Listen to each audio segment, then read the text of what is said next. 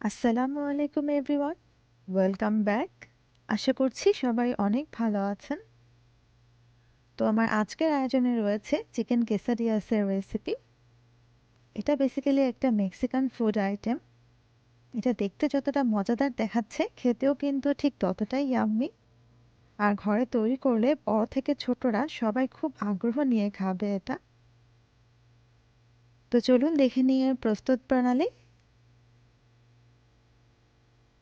তো এর জন্য আমি প্রথমে চিকেনটা রেডি করে নিয়েছি। তো এখানে চিকেনের ২টা ব্রেস্ট পিস কাঁটা চামচ দিয়ে ভালো করে একটু মুথে নিচ্ছি। এরপর এতে দিয়ে দিচ্ছি ২ টেবিল চামচ গার্লিক পাউডার, আর সঙ্গে প্রায় ১ টেবিল চামচের মতো ব্ল্যাক পেপার।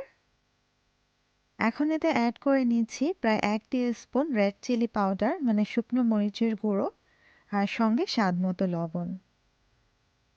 আর সবার লাস্টে এতে দিয়ে দিচ্ছি প্রায় ২ টেবিল চামচের মতো অলিভ অয়েল।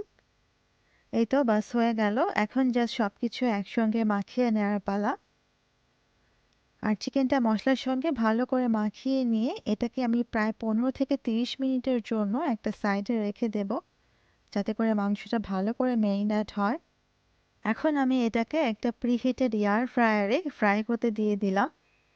আপনারা চাইলে কিন্তু এই কাজটা চুলোতে ফ্রাই প্যানেও করতে পারেন। এই তো 360 ডিগ্রি ফারেনহাইটে 10 মিনিটের জন্য দিয়ে দিয়েছি। আর অন্য পাশে আমি কিছু কালারফুল ভেজিটেবলস আর পেঁয়াজ কুচি করে কেটে নিলাম। এখন একটা ফ্রাই প্যানে আমি ফার্স্টে কিছু অলিভ অয়েল দিয়ে দিলাম। এখন সব কিছু ভেজিটেবলস অ্যাড করে নিলাম। এই তো বাস হয়ে গেল। এখন এতে দিয়ে দিচ্ছি স্বাদ মতো লবণ, আর সঙ্গে দিয়ে দিব স্বাদ মতো ব্ল্যাক পেপার। এখন জাস্ট সব কিছু একসঙ্গে নেড়ে একটু ভেজে নেওয়ার পালা। তো দেখতেই পাচ্ছেন জিনিসটা কতটা কালারফুল দেখাচ্ছে। আপনারা চাইলে কিন্তু আপনাদের ইচ্ছে মতো অন্য ভেজিটেবলসও ইউজ করতে পারেন। এই তো প্রায় মিনিট ৫ ভেজে নেওয়ার পর এই লোকটা আসবে, এর মানেই হচ্ছে ইটস ডান। তো এখন আমি এটাকে চুলো থেকে নামিয়ে নিচ্ছি।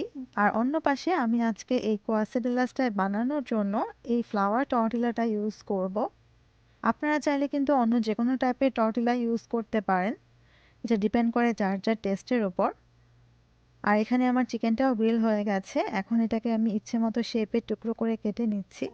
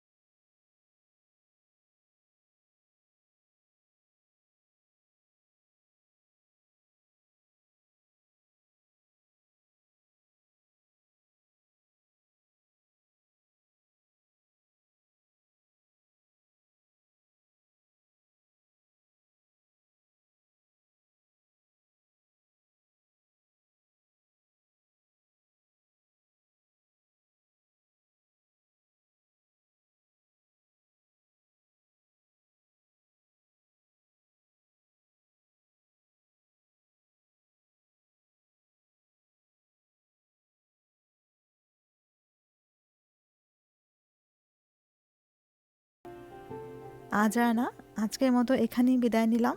সবাই ভালো থাকেন, সুস্থ থাকেন এই কামনাই করি। আল্লাহ হাফেজ।